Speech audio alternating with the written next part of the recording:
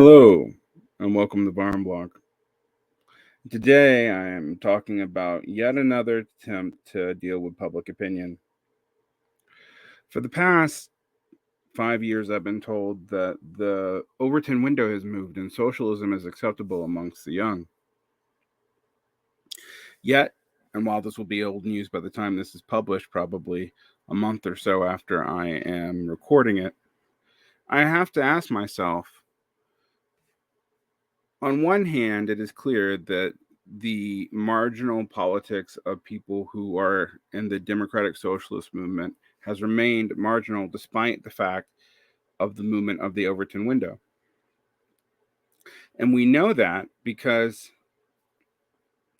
in a largely hyperbolic bill to condemn the effects of socialism, which does nothing to define socialism between market and non-market societies or government aid or etc., even members of the Progressive Caucus, such as Whip Ro Khanna, voted with the Republicans. Despite the warning of caucus leader Representative Jayapal, leader, saying that no matter how you voted on it, it would be used against you, so it didn't matter. Now, this is the interesting thing about this, and about why sometimes it's important to talk about old news. A lot of people who responded to me about that pointed out that people mad at Ro Khanna have misunderstood his politics. After all, he wrote something about progressive capitalism, and even in the statement supporting Medicare for all and other social goods, that Khanna correctly actually identified that those are not socialist programs necessarily, and that he was still supporting the free enterprise system. The problem that you have, though, is that in the Republican bill, the way socialisms are linked together makes it unclear what their definition is either. Now, doesn't really matter.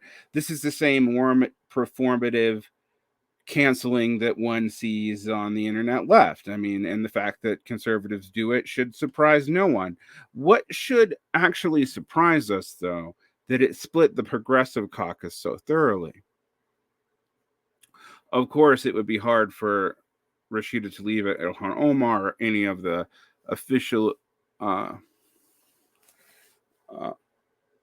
Democratic Socialist elected to condemn socialism in this way, although it shouldn't surprise us if any of them had. What it tells us, though, is while socialist politics in America remains marginal, the Overton window moving did actually scare a few people, but also enough for them to cynically appropriate many of its policies. Now, both MLs and ultra leftists together yelled at me for taking the critiques of Ro Khanna at face value, and this should not surprise us that a lot of people critiqued Ro Khanna for voting on the symbolic bill. But after all, one has to ask, what does he gain if even the leader of the Progressive Caucus says no matter how you vote on the bill, it will be used against you by the Republicans, which is undoubtedly true. The signaling for the average Republican and the signaling for the 100 and something Democrats who voted for it are actually remarkably separate.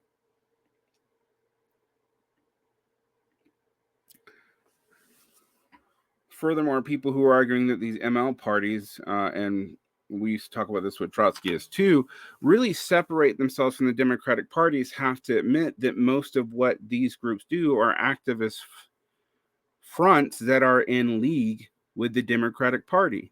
The PSL,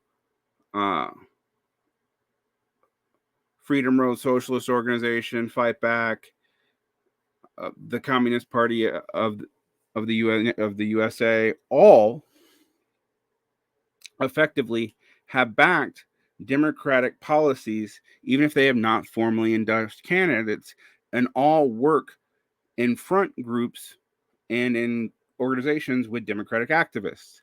Their critiques of the DSA, whatever their political logic is, and there's some soundness to it, falls a little hollow when you realize that their strategy isn't that different. It's just not explicitly stated. And they do maintain even more marginal rump parties. Conversely, ultra-leftists criticizing this anger from social democrats at Ro Khanna as not understanding their own marginality have to answer why would that be a critique, since ultra-left politics is also marginal. Now, ultra-left is a word that I don't normally use because it doesn't mean that much, but I'm here referring to communizers, left communists, and other people who take a totally non-electoral route.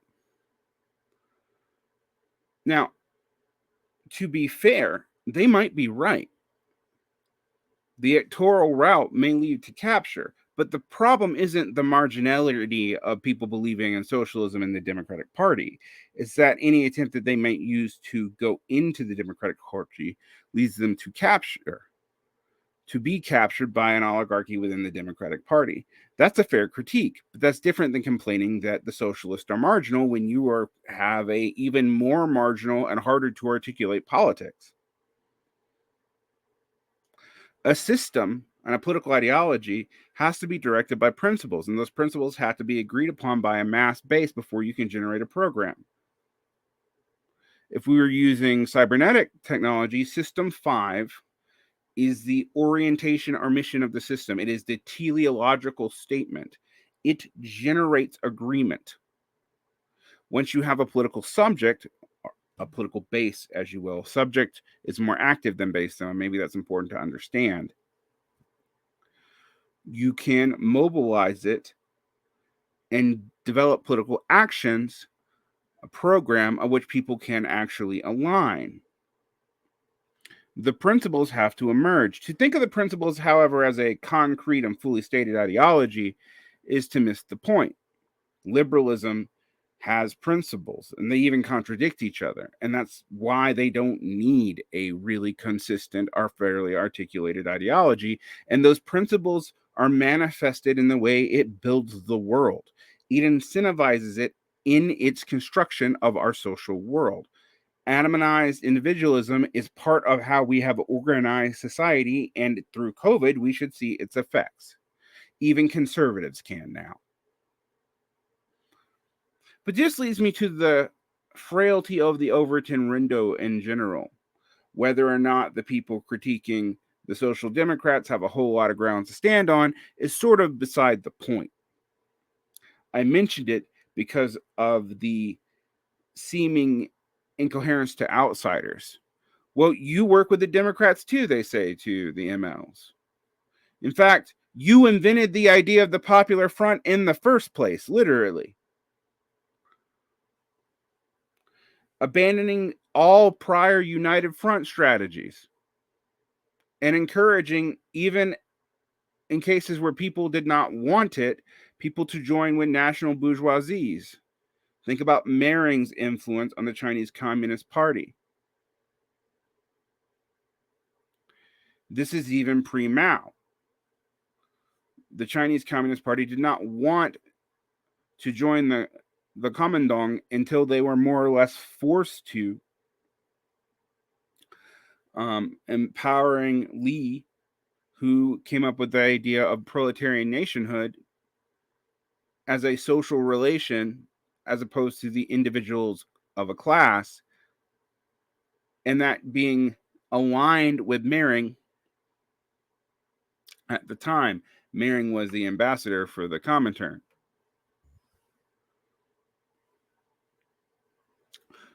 Now, ultimately, the Chinese won. The Chinese Communists won, but the alliance with the Kuomintang didn't go so well. And that line has been pushed historically by the USSR over and over again. And both the periods under Stalin and the periods under Khrushchev and Brezhnev. National liberation was seen as needing a popular front.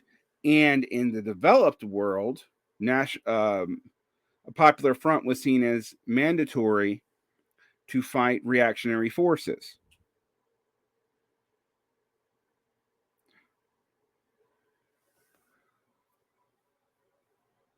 So the critique of the DSA is a critique of whether or not one has an external organization to the Democratic Party, not if one works with them.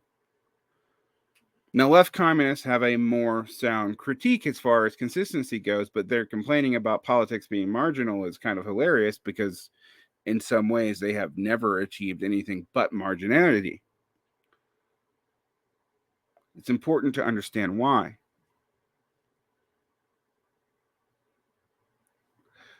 But this brings me to a piece of old news from, I believe, the fall of last year, and I'm surprised and yet not surprised that this didn't get a lot of discussions leading up to the midterms.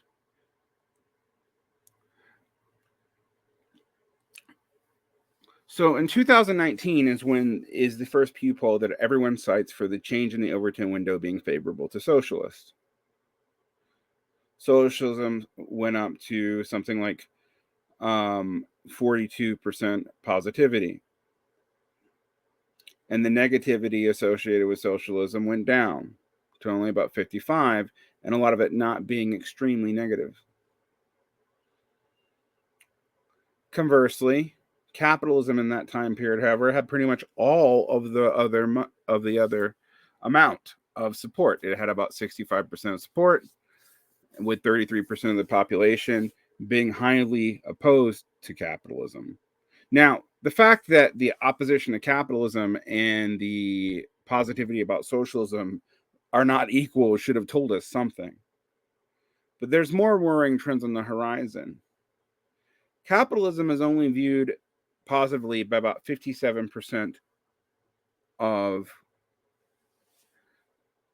respondents in 2022. I believe this was done in August. Socialism, however, dropped in popularity 6 points, only 36%, down closer to something like its historical norms, with 60% being strongly opposed, more people opposing communism than supporting capitalism, or opposing socialism than supporting capitalism, which leads you to believe, what are they supporting? Now, there are other political economic systems, but we don't know. It doesn't ask. It doesn't ask if it's feudalism, for example, or something like fascism or distributism or old corporatism. We don't know. Maybe the Republicans have damned Fordism so much that many people miss it and want it back, but don't want socialism. They just want a strong welfare state. It's unclear from the way the poll is asked what is true. Now, of course, young people are still more likely to have positive views of socialism and negative views of capitalism. One must remember, however, the United States is a fairly old country as far as the average age of the person there in it.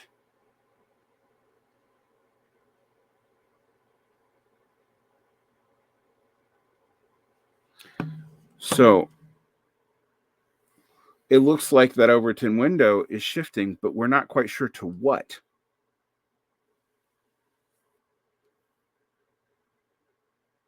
I say all this just to say that public opinion does matter, and in some ways, socialism was in a bad sweet spot, a sweet spot where it was big enough to be cynically used, but not big enough to generate its own systems of operation, a clear mission statement, and a clear consensus of what it was, and then a program by people who believed in it, and a class, hopefully, that believed in it, to manifest it. That did not happen. Now, we can feel good or bad about it, but that explains why the Democrats are signaling the way they are. Elements of socialist programs remain popular, but socialism's general popularity has gone down. Now, the fact that this was August of last year when the DSA was in crisis shouldn't surprise us, but there's a lot more going on. The DSA is a very small portion of the US population, even 95,000 people in a country of over 320 million is nothing. But the popularity, or at least the willingness to entertain the subject, was much larger than in the past. The Cold War rhetoric had ended. But if capitalism is declining in perspective and socialism is being discredited slowly on margin, what does it actually say? What is coming next and why? Our critiques of the social democrats, and I've had my critiques of the people critiquing them, but I actually fundamentally agree with a lot of their basic orientation on why this won't work, why the social democratic strategy and the good work of the DSA was always going to be limited. And even if the DSA was to matter, it would have to be from external groups and internal groups together changing its orientation and its principles to something that could generate a program separate from the Democratic Party. That may or may not be worth doing at this point. It's hard to say, but there's something scarier on the horizon. People are losing faith in capitalism, but not believing in in what it was thought to be its 20th century alternative. Historically, this has not ended well.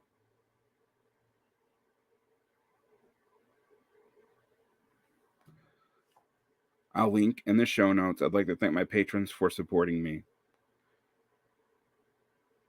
Thank you. Like and subscribe, hit the bell. Have a good day.